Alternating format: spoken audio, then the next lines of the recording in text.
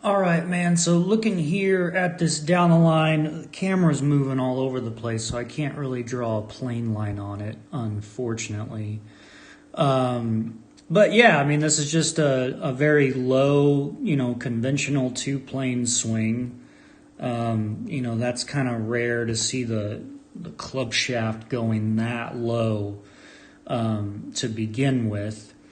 Um, but I mean, looking at this,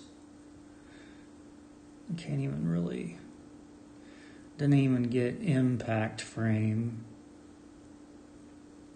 But let's just go there. So I mean, yeah, that's a little bit more normal there, going more through the mid spine. So if you look at me here on the right, like the majority of golfers always make impact with the club shaft going through basically the middle of the back, and so that's just where I start. And that's also where I make impact. And so I start and make impact on the same plane to where I don't have any shaft lift, which again simplifies the golf swing. But looking here at your swing again, you got a lot of great things in your swing. I think it's kind of interesting, the kind of the flamingo leg look here.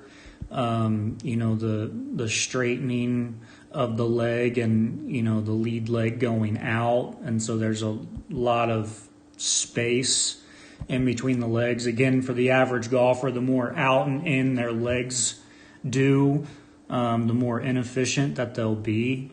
I think that you do lack some leverage at the top of the backswing, so you're really not able to produce your maximum potential and speed production.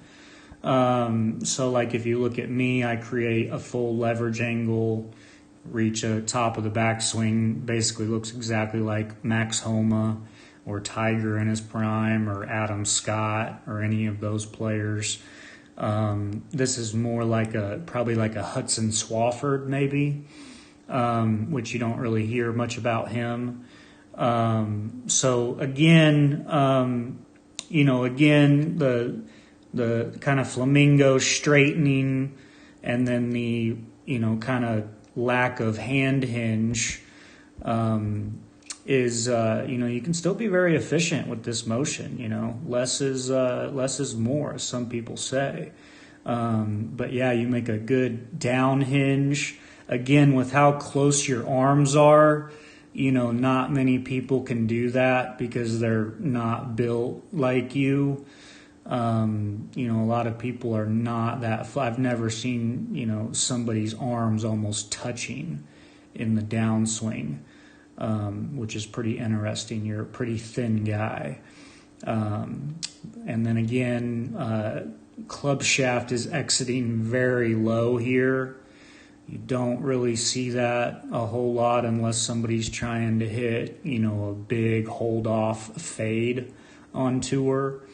And then kind of this motion right here is extremely over rotated with the torso, and then held off with the arms. Again, average golfer, average body, again, people 50 and older, they could not reach this position. So that's why I would never teach this. So again, as you can see with me on the right, I start perfectly on plane. I move it to the inside, perfectly on plane. It comes down perfectly on plane. Impacts is the same position as where I started. Perfect release, club shaft planing through the shoulders, shoulder blades, like you see with any tour player. With a fairway wood or driver when they're trying to hit it straight or trying to hit a draw. So yeah, that's kind of what I see here.